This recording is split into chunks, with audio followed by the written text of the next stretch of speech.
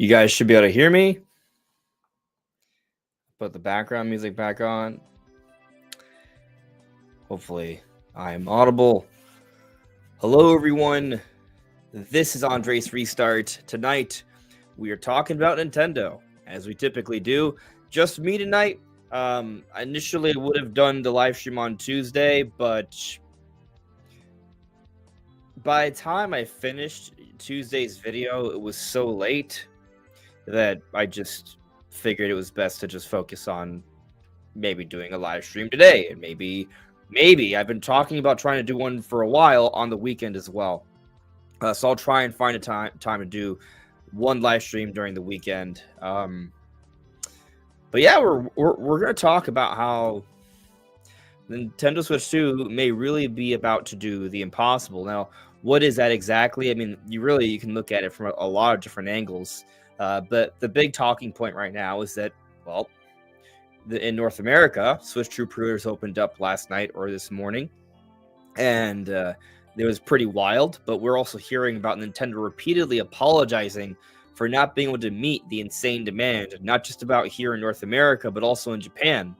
And the way things are looking, the Switch 2 is about to have the strongest possible launch in gaming history, and by a margin that is extremely sizable. Like it's insane when you really kind of think about what may be about to happen. Now, until all the numbers come in, we won't know for sure, but things are looking pretty wild right now. And I find it to be a very interesting talking point when you consider also the other talking points about the Switch 2 price and all this stuff, like all the negativity that's been surrounding the console, at least throughout social media. But then we see that the demand is apparently insane. So I would like to talk about that. I would like to talk about more Donkey Kong stuff, more Metroid stuff, more Mario Kart stuff, Zelda stuff, and whatever you guys have in the chat, right? This is me and you guys tonight. So yeah, the conversation will be more so steered by what you guys ask me. So for example, I see that earlier, I think I missed it. I'm trying to find it. I think it was Chris Thorndike who had asked me earlier. Oh, Andres, how do you pronounce your name? So that is actually a good question, because I have changed how I pronounce the name when I say Andres Restart. More recently, I've been saying Andres Restart. I don't really even think about it. So I have Cuban heritage, right? So my name can be pronounced as Andres, but I'm American, right? I was born in Miami, Florida, which is it's an interesting city, because it's kind of like, yeah, it's technically part of the United States, but there is a lot of there's a lot of Spanish speaking people here. But I grew up barely even being able to speak Spanish. Like, I knew how to say baño and no. And it wasn't until later in life that I picked it up to a more defendable level. So yeah, I kind of always went by Andres growing up. That's how people called me, Andres. And then when in my early 20s, I lived up north for a few years, and people would pronounce me as Andre. Well, Andre was wrong, but I kind of let it slide. But people would say Andres, because I guess that's how you say Andres, in throughout most of the country, Andres is a little bit easier. But then when I come down here, people are like, "Oh, you mean Andres?" I'm like, "Yeah, Andres." So like, people are reminding me of how it's just kind of interesting, like, where I've allowed people to kind of call me what they're comfortable with, basically, right? So Andres, Andres, those are all fine. Yeah. I think another thing, like, when I say like Andres Restart, it's just kind of like, it's just easier to say it like that when I do my introductions. But yeah, they're all fine. Don't say Andreas though. I hate that. Adding a letter is the most grotesque, horrible thing. I hate that. Yeah, that bothers me. But if you say Andre to me, that's just like, hey, that's like a nickname. You're shortening. That's fine. Lengthening it, I have strong dislike for that because it's just wrong. But yeah. Anyways, I didn't ask, but if you guys could let me know how everything is looking and sounding, I'd appreciate that just to make sure everything's okay. Chris, you better be joking. You better be joking. I don't want to hear that, Andreas. I don't want to read that. Please. Connor, everything sounds good. Thank you. I appreciate you. Pokemon fan, good. All good, Chris. I figured you were joking. Push player games, everything sounds great. Thank you. I appreciate it. Thank you all for letting me know. Very good. So scrolling through, trying to find some ads here. Connor earlier added me. Hello, okay, so next week will be Planet Robot's 9th anniversary, and then I would hear everyone say, oh, I hope Kirby Planet Robot happens for Switch, and then I'll be like, no, because, I mean, we have 2 new Kirby games, which are Kirby the Forgotten Land and Starcross World and Kirby Air Riders. Like, do we really need more? Do we really need more? I would say we do not really need more if you're going to have a Switch 2. If you are not going to have a Switch 2, then there may be reason to have more. So, you know, that is something that I would keep in mind. I want to go back to the initial Robobot rumor from Nate the Hate, because I was under the impression he said it was for this year. And so if that's correct, when is it happening? Right? Like that is I'm very curious on what's going on with that. But yeah, I think if it happens, it's because, you know, Switch owners still need to get something, and you got to think about how that's spaced out. Plus, Robobot is a side-scrolling 2D traditional Kirby game, basically, right? I understand that Robots feels more fresh than compared to the other Kirby games, and that's one of the reasons why I'm excited for it. But it is pretty different from 3D Kirby with Forgotten Land, and it's not a racing game as an Air Rider. So, I mean, I think there's a world where you can have all 3.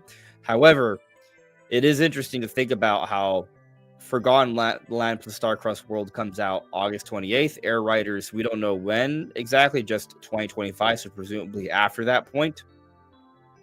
So, you know, like, there wouldn't be, like, a lot of space, you know, if Robot, you know, is coming out sometime during then. Now, maybe Robobot is shadow dropped for the 9th anniversary, apparently. Like, that would be, you know, interesting, and then that comes out months before all this other stuff, even before Switch 2 releases.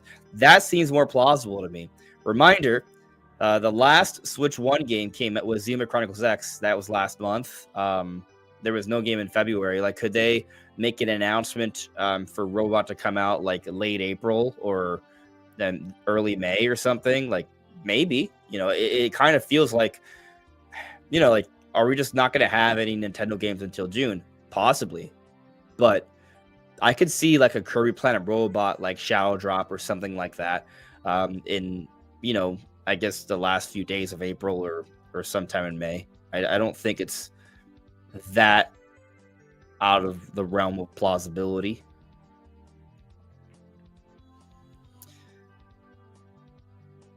So moving on, Art Vandelay. I was surprised at how easy it was to get 1 today. We got 2 at our GameStop 15 minutes north of Seattle. They had 85 Mario Kart bundles and 45 regular. No lines at noon. They had 40 left. The manager was shocked they didn't sell out. I think it largely depends on location. I didn't even bother checking my GameStop today, but maybe I'll pop in tomorrow just to see what's going on there. Yeah. I see here. Got our first super chat of the evening. Justin Richards, thank you for the super chat. What branded type of screen protector do you recommend for Switch 2, Andres? That's a great question. I probably should be thinking about a screen protector. I I will tell you that I don't have a screen protector brand in mind. However,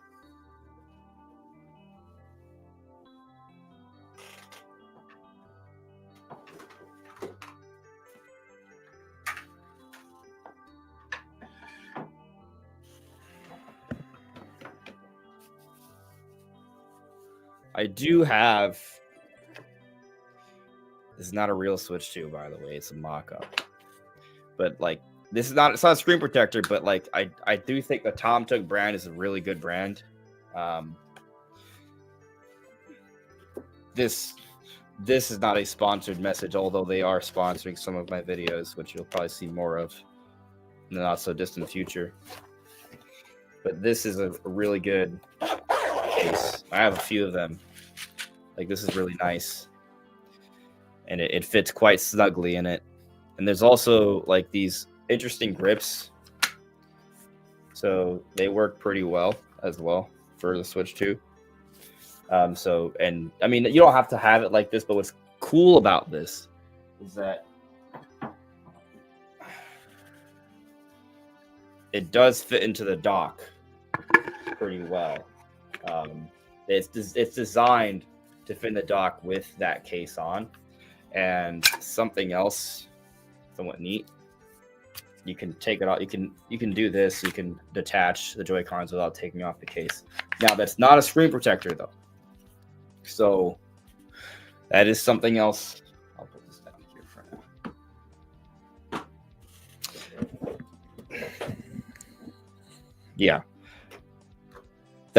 so this is Tom Tuck, and this brand is Supcase. This is a Supcase. I would imagine they have screen protectors as well. I will say, like, for me, like, I just installed a new screen protector for my phone today.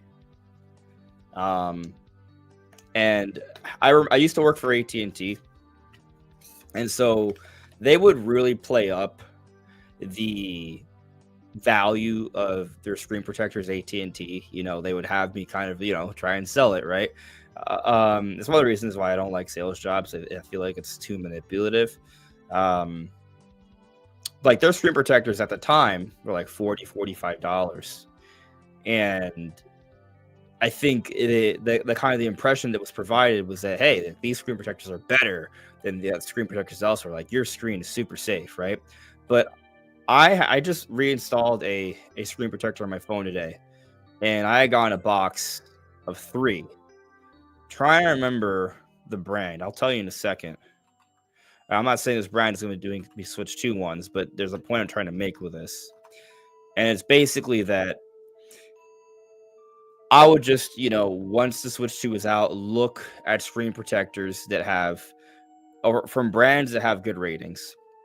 And I don't think you need to spend $45 for a single screen protector. I think I spent like $8 or $10 for a pack of 3, and they work perfectly fine. There's nothing wrong with it at all. Like, it's quality.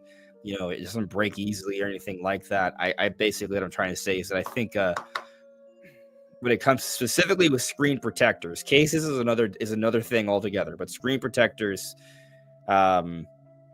just look up reviews, and if it's a known brand, you can probably get a decent price. You won't have to shell out a whole bunch of money for it, and don't fall for the $40-$45 price tag stuff like they do with phones. So that's what I'll say to that, but I can't tell you a specific name because I don't have any in mind.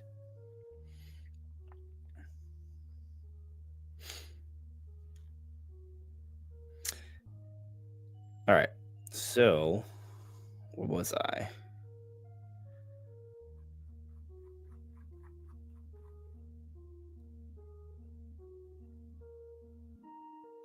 The question mark man here points out, for me, I had the Am Film screen protector, matte. Okay. Good things to keep in mind. Hello there, you. JRL Toki, have you seen the listings already going up on eBay? I have heard. I'm sure they're very high. Very high. Darcy Adamy, with your Switch fan kind of stuff at the moment, what is your gaming plans between now and Switch 2? Awesome question. Thank you. So I'm glad you're aware. But yeah, so my Switch 1 doesn't really work right now. So what am I gonna do? Uh, my Switch 1 can still play games, but any sort of intensive game, like when I fire up Xenoblade X, after about 10 to 15 minutes, shuts down. So like I can't even really like play for a long period of time and really get into it. So I'm just kind of waiting. What I've been playing in the meanwhile, I play Tetris, I play MEO. So I can play those games on my Switch. I've been able to get away with playing Mario Kart, right? Also, Mario Kart's pick up and play, so I'm still playing Mario Kart a little bit on my Switch. But really, that's kind of it. What I've been playing lately. I'm thinking about playing through the OG Donkey Kong Country games through NSO on my Switch to kind of keep those games fresh and the lore as well, because the Donkey Kong Bonanza, there's like a lot of things popping up with that. Outside of that stuff, I'm probably going to finish Ratchet and Clank Rift Apart on PlayStation. I'm very close to the end, I'm pretty sure. Like I'm already at the point where they've traded partners already, where they're back to their OG partners. I also was strongly debating downloading and by extension also purchasing Oblivion Remastered. Like I really thought about it because it looks so good, like it's so beautiful, but I haven't ever actually played an Elder Scrolls game for more than a couple hours that I can think. I mean, I used to watch a friend play a lot of Morrowind, so there's that, but I didn't play it that much of it myself. But I'm intrigued by Oblivion. However, I've had Skyrim, and I've started Skyrim a few times, and I'm just like, all right, great, what now? And I kind of just stop. So what I decided to do instead of downloading Oblivion, I decided to look up to see how much Skyrim on PS5 costs, because I'm sure I'll get a good deal. And as it turns out, with my PlayStation Plus membership, I can just play the game for free. The version on PS5, and so that's what I started doing a couple nights ago when Oblivion came out. I figured, hey, let me go and take another honest effort at Skyrim, and if I enjoy Skyrim, like if I actually start playing it and get really invested into it, then by that point, by the time I'm done with that game, by Switch 2 will likely be out by that point once I'm like truly done with Skyrim or close, right? It's going to take me a few weeks if I really dive into it. Then, I could consider maybe picking up Oblivion. Now, the thing is, Oblivion, right, hasn't been announced for Switch 2 yet, but it might get announced in a June Direct. I wouldn't be surprised. So, current plan is see how I feel about Elder Scrolls by giving Skyrim another whirl. And if I do, then I will give Oblivion Remastered a try, whether it's on PS5 or Switch 2. Kind of depends on if they announce a Switch 2 version. So there's a few ifs here. First, I have to decide if I enjoy his Elder Scrolls enough to do this. I don't know. So part of it's just like with these kinds of games, they're kind of like a huge time investment, especially like with all the RPG mechanics and really wanting to grind out like different skills and such. And time is somewhat limited for me.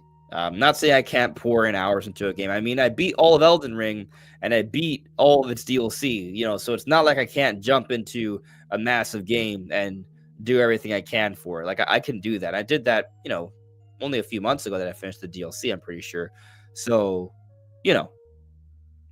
I might blitz through Skyrim. I did play it for a couple hours the other night. I thought about it last night, but I didn't. Tonight, though, maybe I'll give a Skyrim another whirl, see if I can fall in love with Elder Scrolls. Visually, though, I do got to say I love how Oblivion looks. Oblivion, I really like the style of it. Especially the remastered version. It looks really cool, and it gets me thinking, like, what would an Ocarina of Time remake look like, right? Because That's basically it's basically they took a what is it? I guess it came out for 360. Oblivion, did it come out for 360 or was it Xbox or was it both? Came out around that time. Now I'm gonna look it up. Either way, Oblivion's a far more modern game than Ocarina of Time is. But still, like just to see that leap with a game remastered through Unreal Engine 5. So it came out 2006. Came out for obviously PC, 360, and PlayStation 3. Okay. But like imagine like Ocarina of Time like actually like reworked with Unreal Engine 5. And I'm not talking about what you see on YouTube. Like some of those look kind of cool, but obviously, that's not like how it would actually look if it was appropriately done. And it's interesting to think about, which is also why I played a little bit of the Oblivion remastered footage to start the Zelda video I had for this week, where I was talking about Ocarina of Time remake being announced for Switch 2 for the 40th anniversary, probably sometime next year. That's the theory.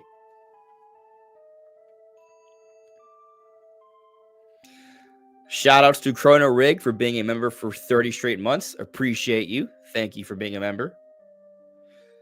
All right. Me trying to find my live chat. Okay. Super Luigi Kong at me. Do you think both 3D Mario and Luigi's Mansion 4 will be revealed this year and come out next year? So where I stand currently, I do not think 3D Mario is coming out this year. I do, however, have my suspicions about Luigi's Mansion 4. I'm sure a lot of you have heard me talk about this already, but my basic theory is that I think we need one more major Nintendo game this year, right? And with 3D Mario, obviously would be great, right? Like historically speaking, we see 3D Mario pretty early on, but something tells me they're going to save it for a little bit later, maybe closer to the Mario movie. I think it can be teased this year, right? We have 2 direct presentations likely for this year. One for the summer, one for September, most likely. And at any one of those, they could tease the game. Maybe it is the surprise holiday game, but with Luigi's Mansion 4, I think we need another major game. Luigi's Mansion 3 sold 10 plus million, so it's a big seller. It would still factor into the whole 40th anniversary Mario celebrations, right? It could be kind of like an appetizer for 3D Mario a little bit later. But also, you would also start to see some marketing for the Mario movie by that point as well. I would presume this game would come out October, which is the month Nintendo likes to put out a lot of their holiday games, especially the Mario-related ones. So I think Luigi would fall into that. Also, Halloween period, so it makes some sense there. But also, Next Level Games is due for a game this year. Every 3 years, they put out a game. I would think that maybe with Switch 2, that leap of new hardware might have them taking a little bit longer. But there was no delay between Prime Federation Force in 2016 and Luigi's Mansion 3 in 2019. Like, they still maintain this 3-year pattern they've been doing for such a long time. So I think they're due. I mean, pattern-wise, historically speaking, they are due. We need another game. I think Luigi's Mansion 4 would be a really good fit. So I think, like, if I have to pick, obviously there's other possibilities, but if I have to pick a game, like a major game that comes out this year, like one more surprise title, I'm siding with Luigi's Mansion 4. I think it would be teased during the June Direct. I think there's going to be a June Nintendo Direct, late June, not early June. Possibly it slides in the presentation slides into in July, but regardless, this is the beginning of a new generation, and Nintendo's going to need to make more announcements, or at least give us more release dates for the games we know about. And 3D Mario, if it's not coming out this year, maybe they tease it in the September Direct, which also in September is Mario's 40th anniversary. That might be a really good time to do something like that. So that's kind of where I stand on those. Obviously, that's just my speculation. I don't know what's actually going to happen. But it just makes so much. 3D Mario's a given. Like, I think some people are worried. There's a Donkey Kong Bonanza. They're worried that the 3D Mario team has only been working on Donkey Kong since the late 2017 when Mario Odyssey came out. I do not believe that's the case. Like, even if Bonanza's being made totally by the 3D Mario team. I think it's just kind of like a piece of them, maybe. It's been a long time. Mario Odyssey came out October 2017. Like there's no way Donkey Kong Bonanza has taken the 3D Mario team 7+ years to make. There has to be more. So yeah, I'm not too worried about 3D Mario. I'm sure that it's not too far off. It may take a little bit longer, but it's not going to be too far off. Having Hope asks how is Ruby this evening? Ruby is doing well. She's probably just sleeping somewhere, probably on my bed. I'll check in on her a little bit later into the night. So stick around if you want to see Ruby. The Artisan Tube asks me, think about the potential for 2026 for Switch 2. The Dusk Bloods, that's true, Dusk Bloods is coming. Animal Crossing, Luigi's Mansion 4, Splatoon 4, Monster Hunter, Smash Bros, 3D Mario, Monster's next game.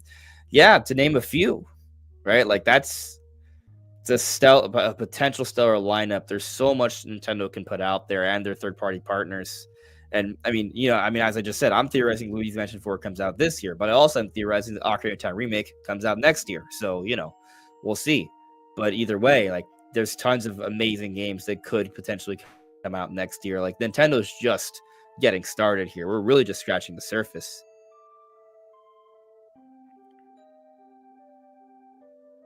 Yeah.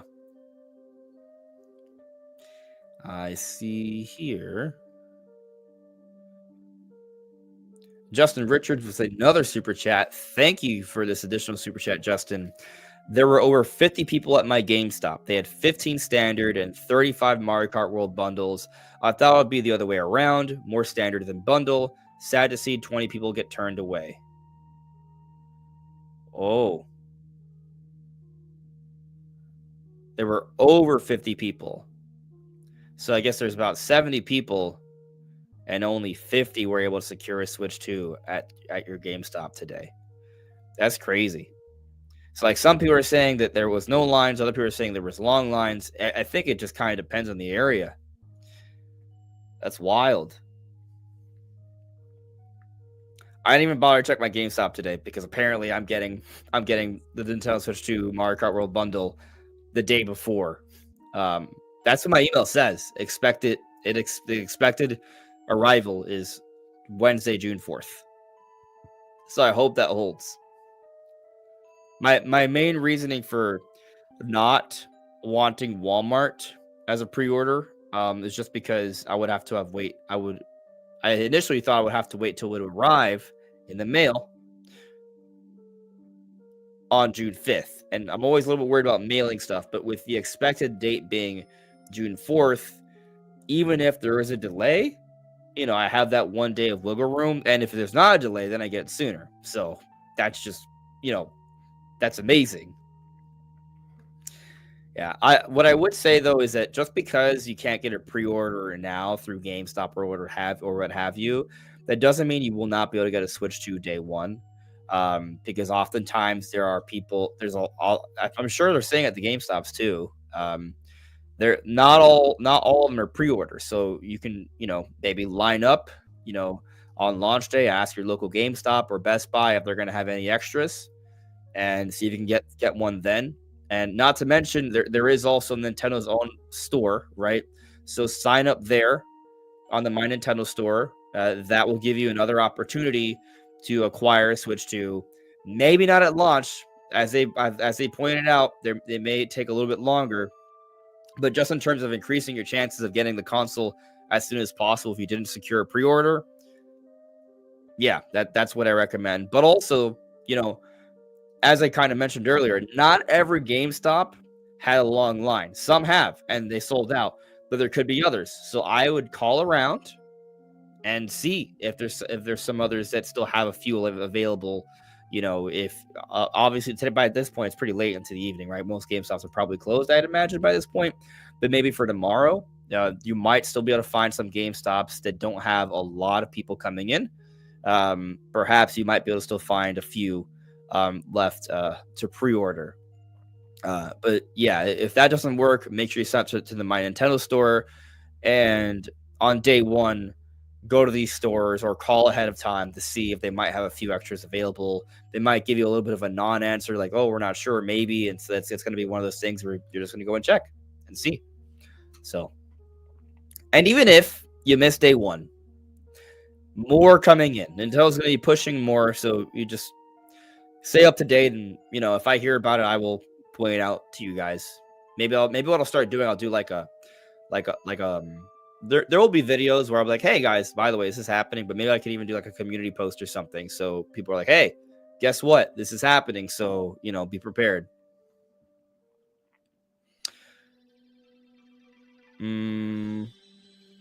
Where are we? Oh, that is a good idea. Mando but better said you should do a poll to see who's gotten a pre-order and who has not. Cool. That's a great idea.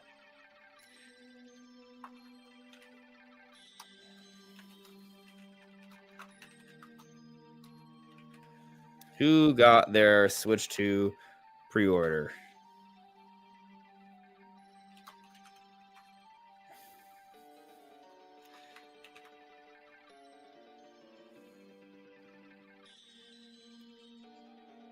Let's see. I didn't spell check. Who got the Switch 2 pre-order? I mean, I think I typed almost correctly. Yeah. Man, poll's looking loaded right now. Whoa, 39 votes. Quick. That's awesome. That is awesome. Darth OP adds me. I think that there's a strong chance that by the end of the Switch 2's 8 to 12 year lifespan, the Switch 2 may reach over 200 bajillion. There's a lot of zeros. 200 million, right?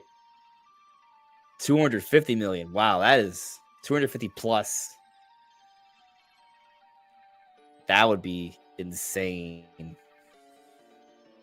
Truly insane. But I think it's an interesting perspective, Darth OP. I'm sure many people will disagree with you. But I mean, let's just take a peek at what's going on right now. Let me show you guys something. And I touched on this for today's video. Oh, there's a whole Donkey Kong thing I'm gonna point out here. I'm not sure how big of a deal it is. I think people are blowing it out of proportion. Maybe not. We'll talk about that in a bit too. But I'm looking for what was said here. I mean, I remember what it was, so I don't have to find it. But sometimes I like, putting a visual. Yeah, this is fine. This will do. Okay, and the other thing I don't have ready, but I think if I have it also linked here. Okay, cool. So the thing, I actually had this stuff pulled up earlier, or at least some of it, but I had to restart my computer, which is why I didn't start on time today, because the camera wasn't working for some reason. Anyway, okay, so check this out.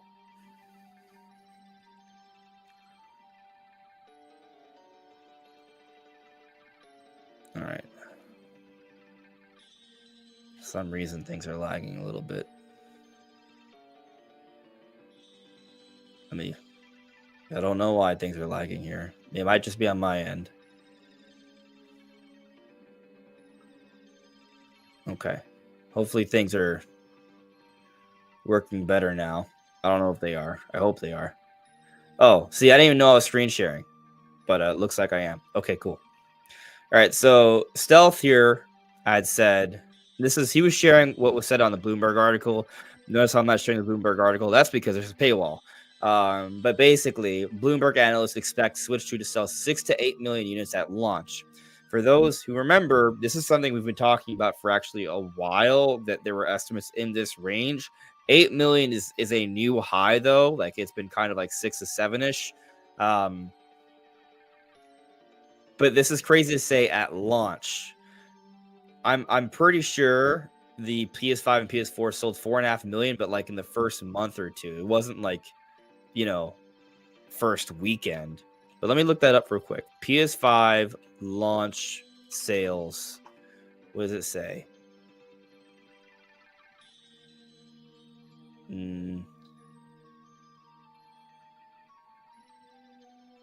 Maybe this will tell me. Oh, this might be a good. This is what I'm looking at for Switch. All right, so it doesn't tell me the weekend sales, but I think this is a good thing to look at. So check this out. All right, so these are the hardware sales for PlayStation 5. In the first fiscal year, so the first holiday that PlayStation 5 was out, right? It came out and for the holidays, right? So that Christmas season, PS5 sold 4.5 million, which was matching the PS4 record, which they're at the top. This is the most sales you see in that short of a period of time, right? So for the holiday period, PS5 sold 4.5 million. Not just the first weekend, but 4.5 million. Bloomberg is expecting Switch 2 to sell 6 to 8 million at launch. Now, I don't know. I would assume that shipments will still be coming in month by month. I don't think it'll be like, or even every couple of weeks. But now let's take a look at how it was for Switch. Did my mouse die? No, my mouse clearly didn't die. I think my mouse is just not working. Like I'm trying to scroll down and I can't. Am I lagging? It doesn't look like I'm lagging at all. So I don't know why it's not working. Let me try something here. That was weird, but refreshing allowed me to scroll through the page. So Switch sold this much in its first few weeks. So Switch came out March 3rd, 2017, and by the end of March 31st, which is the end of the fiscal year, which would be 28 days, sold 2.74 million, right?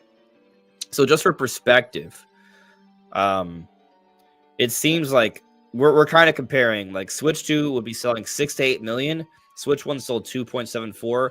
PS5 sold 4.5. Let's just assume this is just like for that first, whatever the quarter is. I guess the quarter would end by the end of June, I believe, right? So let's say that's what they're aiming for, right? It would be substantially destroying Switch's initial launch sales, and it would be still also substantially destroying both PS4 and PS5 launch sales. So you think about that.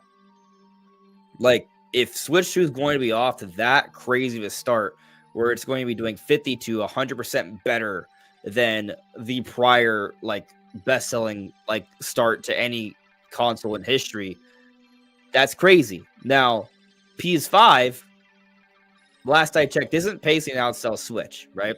But it had a stronger start than Switch. So what's going on with that? Like, sometimes you just have a dedicated fan base that's ready to move on immediately, right? And so if anything, what this demand right now suggests is that hardcore audience for Nintendo is stronger and bigger than it ever has been before. So they're going to start off stronger, probably more so than any console in history. And that's obviously like a great thing. Like there's no negatives about that. But I point this out because what I think it does also tell us is that it's not guaranteed or even necessarily trending in the direction of Switch 2 beating Switch 1 sales. Like what will tell us if that's going to happen is how things sort of progress after the fact, right? It's not just about the first month. It's not even about the first 2 months. It's about what continues to happen over the next few years. And so Nintendo may have like an insane plan in mind, right? Like we're talking about, oh, will we see Luigi's Mansion 4 or 3D Mario or Ocarina of Time remake or Smash or Animal Crossing? Those are all going to make a big difference. But it's kind of like it's more about the consistent content and continually putting out these big hitters that are going to continue to push sales. The Mario movie is going to help. The live action Zelda movie is going to help. These things are already confirmed, by the way. The Mario movie comes out April 2026, and the Zelda movie comes out March 2027. And I am so certain there will be games that will come out, not literally at the same time, but around those periods of time, they're going to celebrate Mario's anniversary. I think they're going to celebrate Zelda's.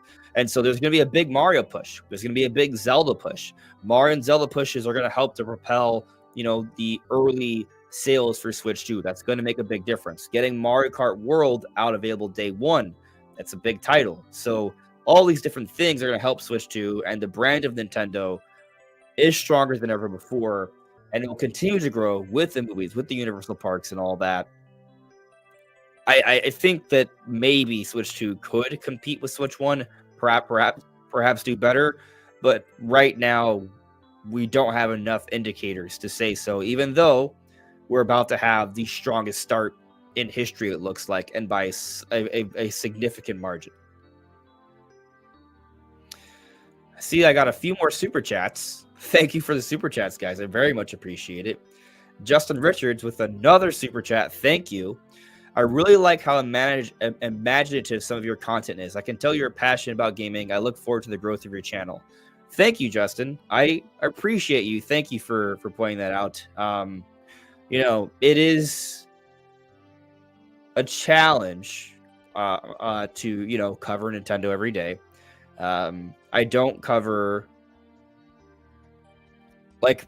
not every day is going to be current events, right? Sometimes it's going to be my theories on what's going on, and it's an interesting balance I try to strike between, I think it's interesting.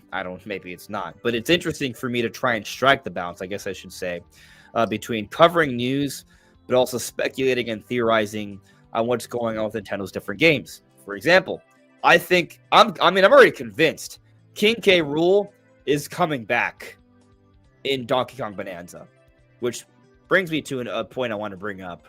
And I'm curious how you guys feel about this. This is one of those things where I don't necessarily think it's that giant of a deal, but I also think there's so much other supporting evidence that maybe we could just throw this on top. So the initial idea is that here, Sips Kremling Detective had saw that the fossil map in DK Bonanza, this is a zoomed in screenshot of one of the maps you can collect during the lagoon footage from the treehouse. This map right here, you notice the house, notice the tower or something like that. It looks like, it's hard to tell which. I guess the dark would be rivers and the white would be land in this case. Yeah. It's believed that maybe this is the Cremisphere. So I look, is the dark is the river, right? I get thrown off by that. Maybe. The dark is the river. So the house is here. Okay. Actually, yeah, it is matching up better than I thought. Look, I look at this part right here. It's jutting out a little bit. Yeah, it is jutting out a little bit there. It looks like there's like a beach. Yeah. Oh my god, and there's a mountain right there. Or a volcano. You can't see what's in the middle, but there is some land right here with some sort of like structure. And I don't know. We don't know. Well, if I look carefully, you can see that this is actually a little transparent, this fossil thing. And this is an island in this body of water. Okay, yeah. This is the Cremisphere. This is the northern Cremisphere. This is literally a fossil map shown in Country Bonanza that is depicting the northern Cremisphere. This is like, Kremlin, like, territory from what I gather, right? Cremisphere, right? What's also interesting, though, is that there's another map found. Kremlin detective finds another. Newsflash, another fossil map was found, and it has more parts of the northern Cremisphere on it. I want to translate this, actually. What is that text? I'm going to translate that text real quick with my phone. So, I'll take a picture of it. Give me a second. I'm about to give you a rough, iPhone translation of that text. So that text says, oh, it can't tell what it is. It might be Chinese. No, it should be Japanese. Well, actually, when I picked Chinese, it said this reservoir lake is Mzebush. Makes sense, actually. Well, either way, there's another map here. This one is... I'm trying to zoom in. I pick this. Open image in a new tab. Can I zoom in on this? Will it let me? Yeah, I can. Enhance. When I look at this map, it does... It shows a different part. Interesting. Okay, so either way, I'm convinced that he's right. So what does that mean by he's right? It's at least a very strong reference to the country games and Kremlin territory. And there's been we've already had so much discussion on Kinky Rule coming back. I mean, literally, Cranky Kong told us that he came down to this area with Rambi because he suspected a crook who would steal bananas, Donkey Kong's rival, is behind this, and he talks about how someone like this could be able to lead a people is beyond him, right? When King K. Rool is a king, right? And he mistreats the Kremlins, yet despite that, they still follow him. So it seems as like there's a strong thing there. There is a lot of stuff that's mounting. We see the Croctoids. There's clearly a lot of references. There is the whole Croc Core thing going on as well. It looks like where Ingot Isle is, where it goes down, it looks like that's where Croc Core was, which houses like ancient Kremlin statues, is where we fought King K. Rool in one of the games. So there's clearly a lot of references, and it seems like there's definitely some map comparisons. And I mean, Cranky Kong literally told us he came down here because of King K. Rool, without naming him. That's what he said. So I think so. Anyways, there are these things I do where there's just stuff that happens. But thank you for the super chat, Justin. Another super chat actually from DJ Trey. Thank you for the super chat. I find it funny the soycotting didn't do a thing. The boycotting. Right. This kind of stuff happens a lot.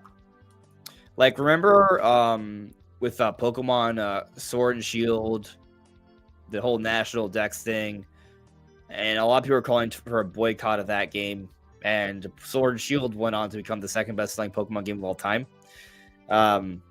So I think it was the best-selling Pokemon game, second best-selling. Pokemon game sales. I think so. I know the Scarlet and Violet was getting up there as well. So I'm taking a look here. Of course, maybe it's this website that's just not happy with me. And that's why. I don't know. I think my computer's just crashing, actually. Oh. I don't know. Did I stop for a second at all? Yeah, it's being a little weird. Yeah, for some reason my browser's just being slow. I don't know if it's just on my end or if you guys can tell. Yeah, this is just weird.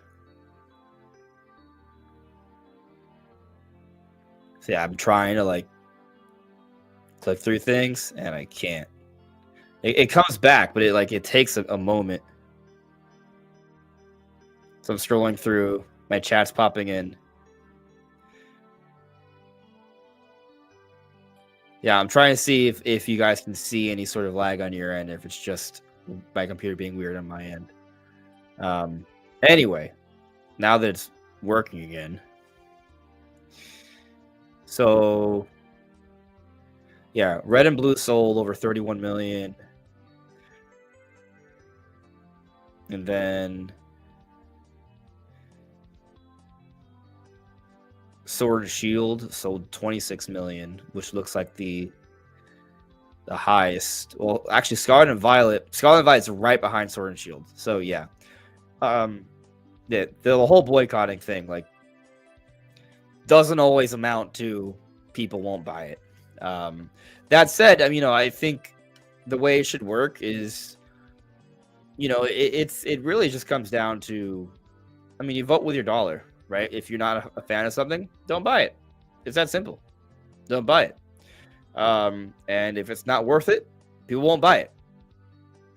That's kind of where I stand with that. That's it. Like, that's it really. Like if something's not worth it, people won't buy it.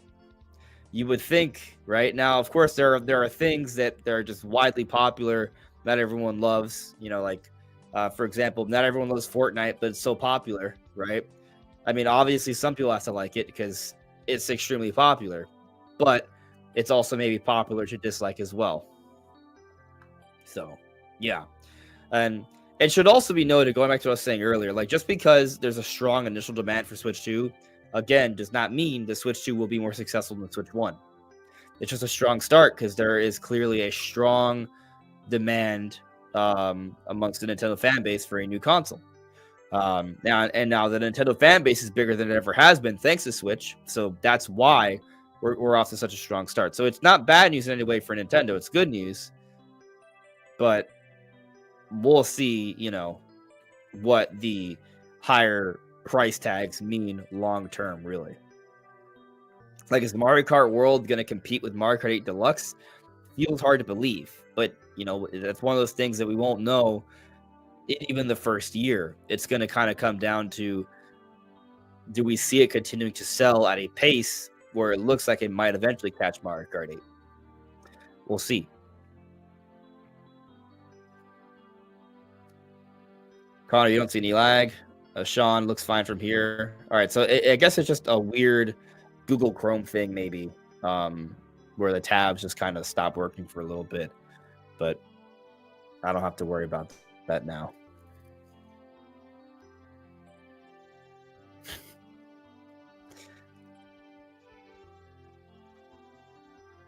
Paladin, will I have a Switch 2 unboxing stream? I think so. I mean, okay. I mean, I'm not super sure exactly what I'm going to do.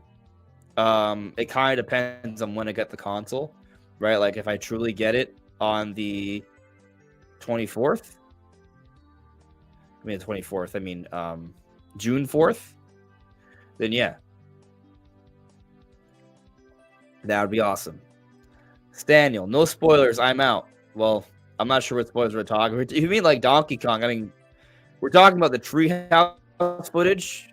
So, unless you believe the theories, like, and you're like, oh, I want to be surprised by what's going to happen. Like, all right, well, that's something. Maybe.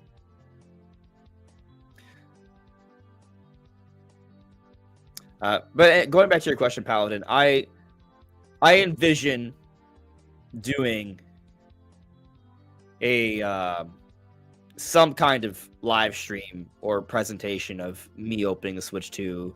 If I get on Wednesday, June 4th, right, a day early, I think it's going to make a lot of sense for me to do that, because a lot of people will not have the Switch 2 yet by that point, and so I will be able to kind of like, do something where it was like everyone's not playing the Switch 2 yet, right? So I think there might be more value there. But for sure, there'll be live streams, and I'll do something about, like, when I finally have the console. The question mark man. Since mostly everybody's pre-ordering the Switch 2 at GameStop, do you think that this is an absolute win for the GameStop company? Only if people are buying third-party accessories. That's where they make their money. If they're buying their merch and accessories, then yeah. And I'm assuming the GameStop knew this, right? They try to get ready. Yeah. So you know, I think whenever there's a console launch, there's a lot of excitement. It helps the entire industry. So yeah, I think it's probably good for them. Is this the kind of good for them where it's going to completely reverse, wherever they're headed? No, that's never the case usually. Um, but I think definitely it's going to be a nice period of time for them.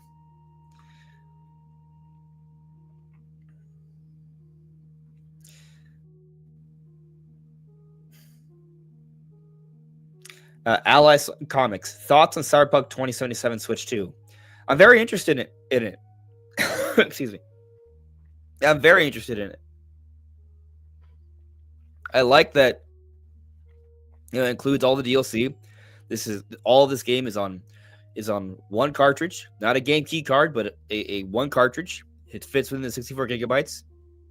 Uh, this game is going to have um, what should I call it? Mouse controls, which I'm very excited to play. I want to have some sort of first person game to really take advantage of mouse controls day one. And so, without Prime 4 being a launch title, I'm looking for something else. And Cyberpunk is going to be a great adventure game to enjoy on my console. I always feel like you gotta have like one kind of like big adventure. And what's interesting is that while Nintendo themselves isn't offering up like your typical single player adventure game day one, they have Bonanza coming up the next month. Um, there are some big third party games that kind of can fit that, like Cyberpunk, like Hogwarts Legacy. So Cyberpunk might be that for me. I'm really just waiting to see if it's a good version. From what I've heard, it's a favorable version. I'm optimistic that the final version of this game on Switch 2 will look and run better. And so I'm excited for that. I'm definitely looking forward to this game, assuming it runs well, and I think it will. So yeah, I'm very much into it. Never got in on Cyberpunk initially. I heard about all the issues it had, and I was like, all right, well, there goes that. But now, years later, they've fixed all the issues with the game, and it is kind of interesting that this game could not run well on a lot of platforms at first, and now we see the Switch 2 version, and it's at least running significantly better than that. It looks like a proper game. Just hopefully they can get it running even better once it's ready on June 5th. So I'm excited for it. It's a lot of content to enjoy.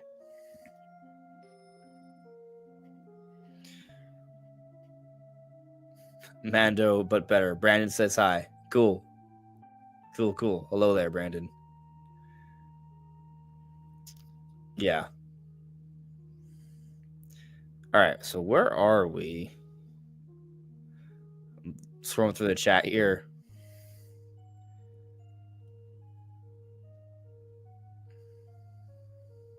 Darth OP. Gangplank Galleon is one of the most kick-ass boss music themes ever. Agreed. It's so good. So good. Alma. I want something new for Metroid, like a third person instead of 2D or first person. Well, I'm glad you brought that up.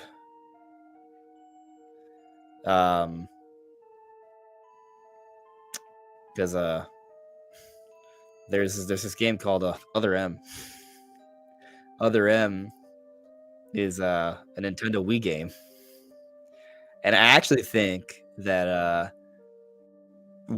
Wii Virtual Console is going to happen eventually on a Switch 2. I know that's like a whole thing. Like I get it. We should want a new one, but I know the Rim is not the most celebrated Metroid game, but gameplay wise, it's actually very good. It just has some weird choices with the story stuff and even with the controller stuff. Oh my! See, you're not happy about Other M, but imagine. Okay, hear me out. Imagine Other M that had a good story.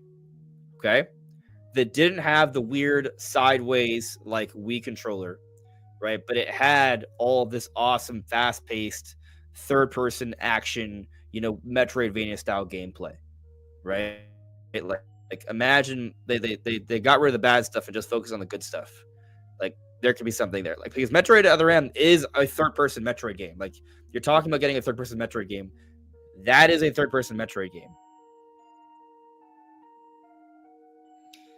And like I said, forget about the story.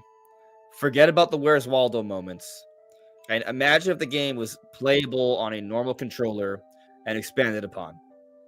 It would be awesome. So, I think Other M isn't all bad, right? Like there's good in it. There's a good game there. It just got some issues. So I think, something like that down the road would be cool.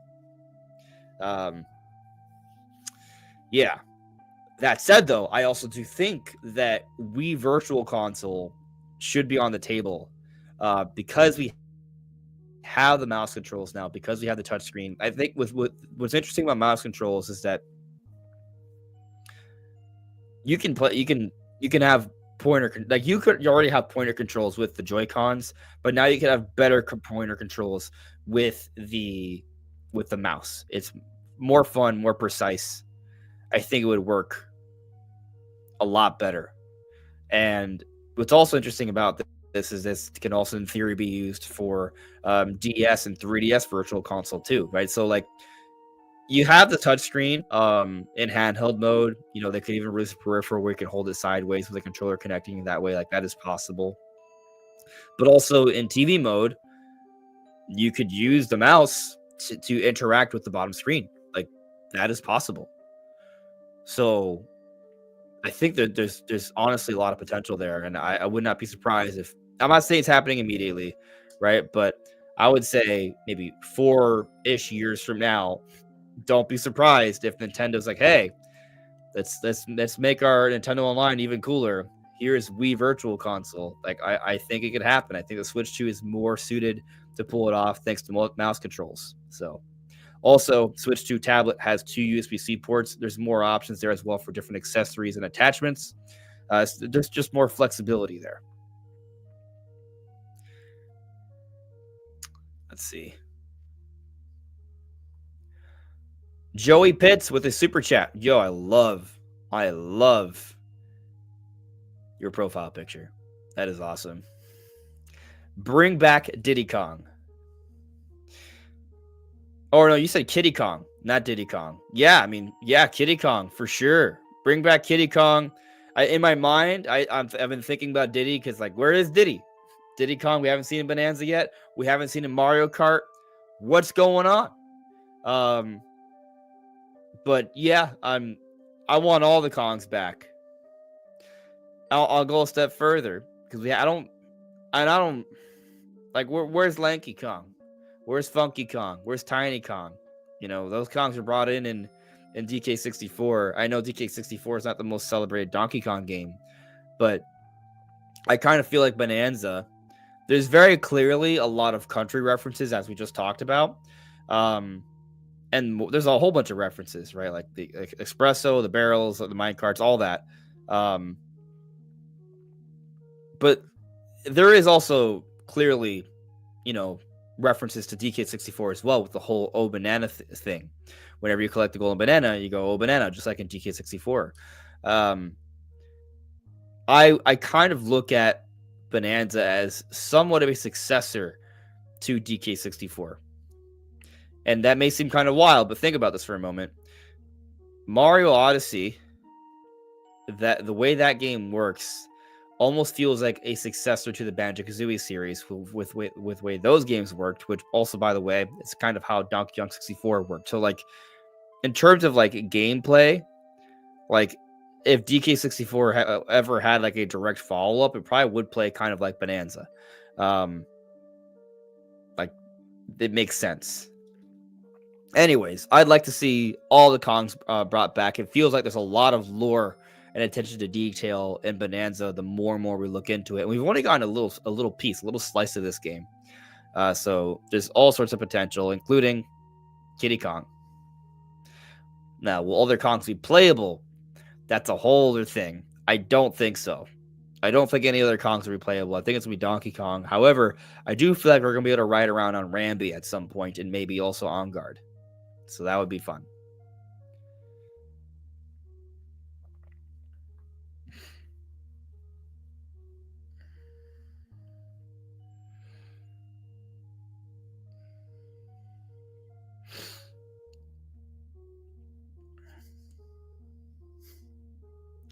Shiba with me. Hello, Shiba with me. Hello, I'm from Mexico. The console here will have pre-orders tonight, but Nintendo of Latin America hasn't even said where we can pre-order the console. The console is $750 and Mario Kart $100. That does sound very pricey. That sounds very pricey. I recommend looking at Nintendo.com.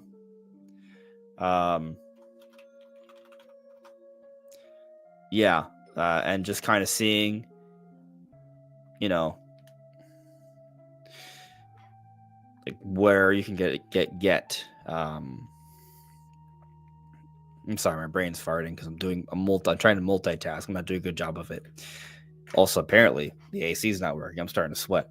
But yeah, look at Nintendo.com to see what the stores that are available, and do what I did last night. Like, I was on my computer. I had multiple tabs. I had Best Buy, Target, Walmart. Had my phone ready, and I tried my best to, I refreshed them, picked it, and if that doesn't work, go to the stores in person in the morning. If you do that, and if the first store there's too long of a line, go to the next store if you can. So, Joey Pitts, I saw you added me. This is just the beginning of the whole Kong crew coming back. DK3 is my favorite all-time game. Did you see the Naughty Fossil? So, I hadn't, and I looked it up, and I don't even. Is this in the trailer? Because I googled it real quick, and I saw it looks like this has to be from the trailer. So let's. All right, last time I did this, I had some issues. I don't know why, but let's try something here. Let's take a look at that Donkey Kong Bonanza trailer because I want to see this frame by frame because this was kind of crazy. Okay, there's the trailer. Oh, it's screaming at me. All right, the trailer was way too loud. All right. So, you guys see this? You guys can see this? Okay, cool. So, it's when there's, Donkey Kong's already running around. There's a point where we see him going through.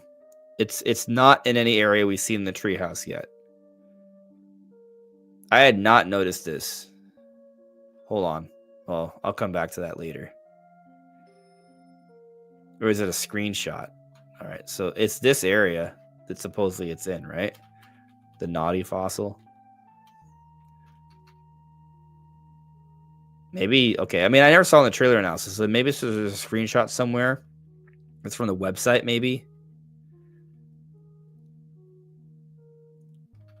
It's somewhere in this area. Oh, that's it. It's so quick.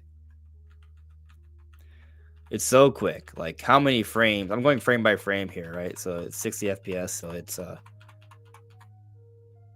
that's it. Like, how many frames is that visible for? At least 10. That is it. By the way, this is an area of ostriches, right? This is like an ostrich town.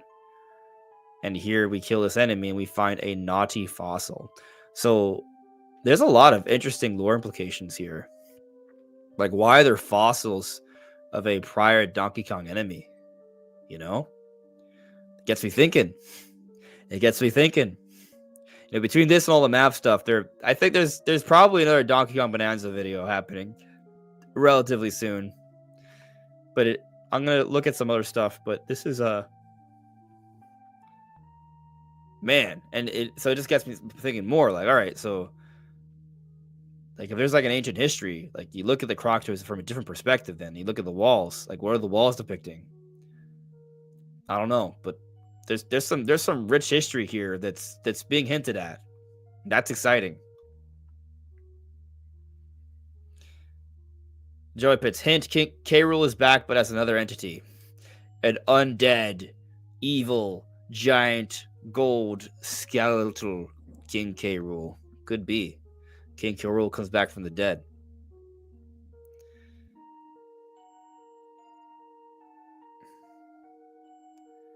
That would be wild. Wilberforce Booster. I'm so glad Donkey Kong's getting a chance to shine without being overshadowed by Mario. Yeah, it's just getting its own opportunity here. Mario, stop console warring. No need to. Yeah, I mean, just enjoy what you have and what you want, and that's it. Yeah, that'll be so cool. Let me see something here.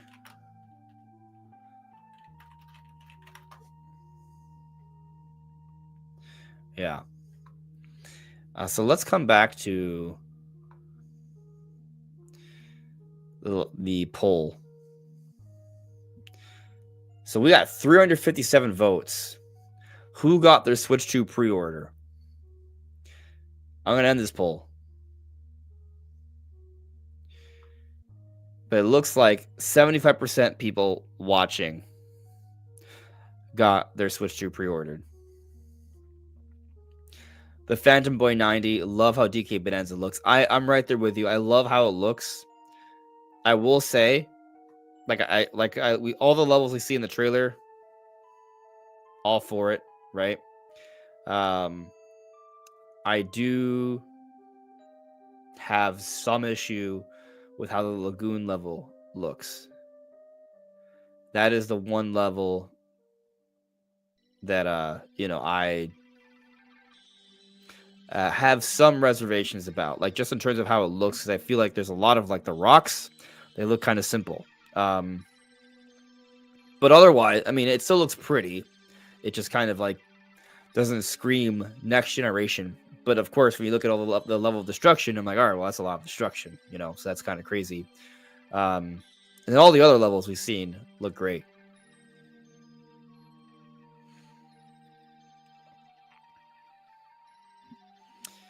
Let's see here.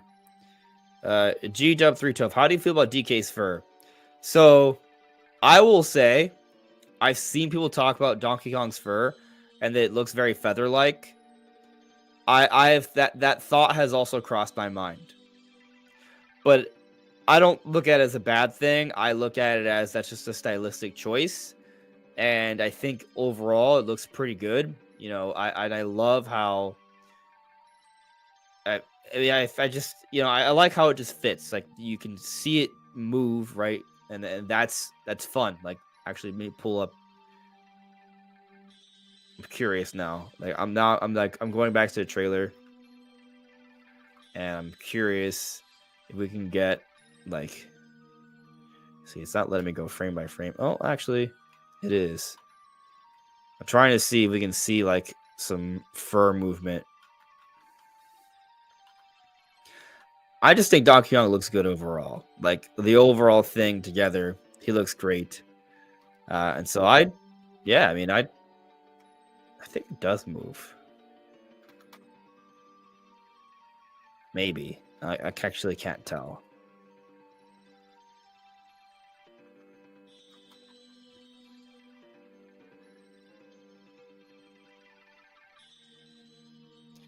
Overall, I'm okay with the fur, right? Because they're not going for a realistic look anyways. So it's fine. And it looks like fur. Like what it looks like fur. So, I see what you mean. Like it doesn't look like the typical fur we see in the past, right? I get it. But yeah. Oh, actually, I got to see. All right. Let me share this with you guys. Okay. So, like, when I look at the trailer, like, I'm not like, oh man, look at his feathers, right? Like, it looks like Donkey Kong. This is what I was pointing out. I'm trying to see if, like, there's, like, you can see the fur moving. It's hard to tell. Because the thing is, the light's also adjusting, like, you do see, like, as he goes through, you can see that, right? Like, there's clearly lighting, which is cool. I think there is some fur movement, actually. Look at the top of his head. At least the top of his head there is, right? Look up there. Like, there's definitely some fur movement. Actually, and you see, like, a shimmering here, so I think there's some fur movement for sure. Um, and maybe that's what they were going for. Oh, yeah, even during that cutscene, you see it a lot. Maybe Donkey Kong's actually a bird. But you see how the fur is moving, right? Also, another random thing. I don't know if you guys can tell through the compression or not, but look at Donkey Kong's tongue. Like, you can see all the little bumps. Like, there's a surprising amount of detail, is what I'm noticing. Even Odd Rock has actually a surprising amount of detail when you kind of look at it closely.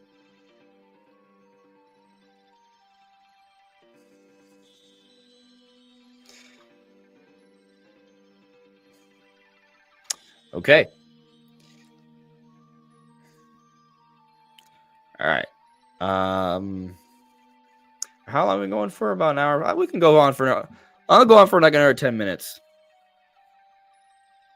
There's something we haven't really talked about that I want to talk about. A little bit of Hyrule Warriors Age of Imprisonment, actually. So, I haven't done a dedicated video on Age of Imprisonment because, quite frankly, I'm not that excited for it. However, I mean, I might still end up buying it and playing the game. I'm most curious about it because when I start to think about it in the context of lore connections. So,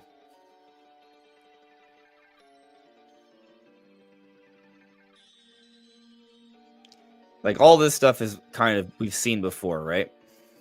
From Tears of the Kingdom. This part's cool. Because, yeah, we get to see Zelda from Tears of the Kingdom seemingly playable. I mean, we know she's playable. But, like, there's this moment where you can see, like, almost what looks like a playable beginning, right? So we can play through the story. And that's very cool. And we're going to be able to see, like, this initial Hyrule Castle. Like, that's cool stuff. I'm definitely into that. We're going to get to play as Rauru. Raru's a cool character. And the thing about Rauru, he has the name Rauru. That name was also the name of the Sage of Light in Ocarina of Time. And with our theories on Ocarina of Time remake, maybe we get a little bit more lore there, and we can kind of see a little bit more about the character of Rauru. Possible connection there, although I'm not saying like for sure. Just saying it's like a possibility. I'm curious on seeing if they can expand on Raru's role and maybe get a little bit more meaning out of this character. But also interestingly, right, there's another. I mean, his abilities are cool. We're gonna get more Ganondorf scenes, which will be nice. Minoru as well, of course. Zelda being a badass. I'm all for that. Using her time abilities to wipe people out with her light sword. What I'm perhaps most curious about, though, is how these 4 different sages are going to be depicted. I always thought it was odd how they had masks covering their faces. Now, from one angle, by putting the masks on there, it doesn't draw attention to their personalities. But now, with Age of Imprisonment, I feel like they're going to be playable, right? They're going to have a role in the story as well. And so, are we going to learn more about these characters? I think that might be important because it tells a story about the sages. It expands on the lore of the sages, and can that be relevant going into an Ocarina of Time remake? Again, not saying it will. I'm just kind of, these are sort of like things I kind of like look at. I'm curious on. Either way, it's going to be cool to see them expand on the sages, just to like see them talk. Maybe we do get to see their faces. That would be neat. Not sure they will. I think they should, Not sure they will. Yeah, I'm somewhat interested in this game because at the end of the day, it's a Warriors game. However, I did really enjoy Age of Calamity, and on Switch 2, I presume it'll be running at a higher frame rate. Actually, I assume this game's running at it's in 60 frames per second, right?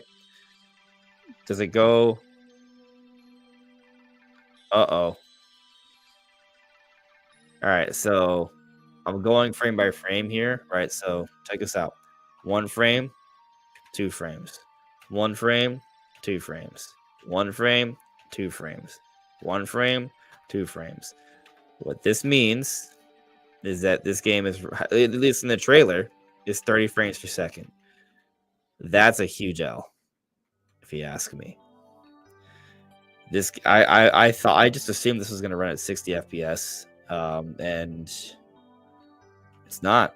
I mean, I did think the trailer looked a little rough, but I kind of just assumed. I mean, maybe the game will be 60 at launch. It's possible, but I personally think that if the game was going to be running at 60, they would have probably showed that.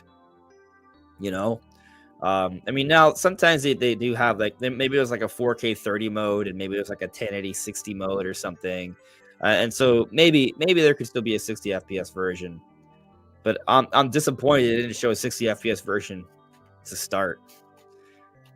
Like, that's unfortunate. And no, I don't. This is a sign the Switch 2 isn't powerful or anything like that. This comes down to Koei Tecmo and their optimization of the game. Like that's really all it is. So, but this is a very action heavy game, right? So this is one of those games where you would think they would shoot for performance. Now at the same time, look how many enemies are on screen. A lot of enemies. Visuals do look kind of good, right? This one looks substantially better than Age of Calamity, but it's probably a much higher resolution. There's more detail overall. So, yeah. We'll see on that one. Yeah, Wilberforce. Maybe they improve it or offer another version, but yeah. Alma, isn't Raru Kapora Gabora? I believe that is a theory, but it's a widely supported theory. So it's one of those things where, like, probably, but I don't think it's officially confirmed last I checked. But probably. Yeah, like in Skyward Sword, that I forget the name of the headmaster, but like it's clearly hinted at that there's a similarity there. Like, well, he's also like clearly like somewhat based off Kapora Gabora. But Raru from Ocarina of Time being the owl, that's the big theory. I believe it, just for the record. Yeah. Having hope. Can we see Ruby before you end the stream? Yes, I'll bring over Ruby right before we close out here. Jojo, when is the next pre-order opportunity? So I don't think that's been announced yet. But yeah, there'll be announcements and I'll talk about it. But like as Lorfo says, Jake Randall, I do recommend, because this is like what he focuses on, like getting people prepared for pre-orders. So yeah, follow Jake Randall. If you search Jake Randall, Randall, you'll find him. And he's great for that stuff. The artist on too looks good, but won't be a heavy hitter in terms of sales. Age of Calamity sold 4 million. I see Age of Imprisonment maybe reaching 2 million, maybe something like that. I do agree. Yeah, that Age of Imprisonment's not going to do as well. I think the time for that game to do extremely well has passed. Now, if it sells 2 million, that's still a W for Koei Tecmo. It's not those aren't bad sales. But it's like it's just different. It's a different situation. When Age of Calamity came out, we thought we would get like hints about Tears of the Kingdom. At the time, we just knew it as the sequel to Breath of the Wild. And so there was this eagerness to play the game to perhaps glean some connections and hints, right? We're still in that era of enjoying these characters. But by this point, after Breath, Age of Calamity, and Tears of the Kingdom, all in that same world, that same Hyrule, I feel like we're good. Like, I think we've gone enough on all that stuff. Now, in 2023, did I want DLC? In 2023, did I make videos about there being an Age of Imprisonment? Yes. Right? It's like, yes. You know, I thought that this kind of game made sense back then. But now, it looks like it's going to be over 2.5 years after the release of Tears of the Kingdom. Does it still make sense? I mean, if it sells 2 million, I think it's fine. But yeah, it's definitely not going to have the same potential success as Calamity, I don't think. All right, I will now get Ruby. I'll show Ruby, and then we'll call it a night. Give me probably 30 seconds.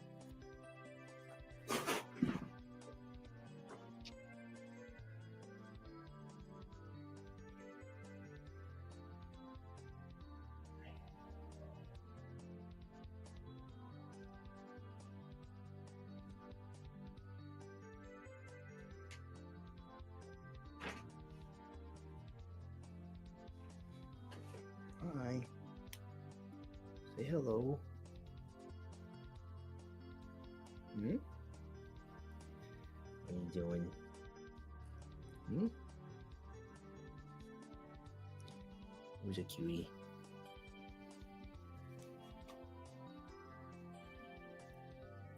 You tired?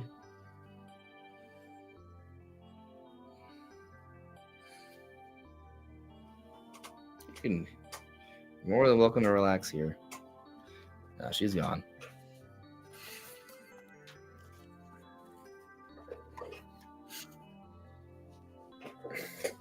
Anyways, that's pretty much it for the stream.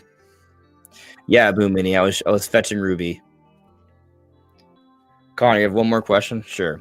Do you think that we could have a new information for Kirby Star Crossworld and Kirby Air Riders for Kirby's 33rd anniversary on Sunday? Could they do it in June's Nintendo Direct? I definitely do not think that they are going to have Kirby news for the 33rd anniversary on a Sunday. Do I think we'll get news on them during a June or early July Direct? Yes. That's when I think we'll get news on these games. Anyways, everyone, thank you for coming by. Great stream. I really enjoyed it. I will try to do a weekend stream. I will try. Stay tuned. I'll see you all soon. Take care.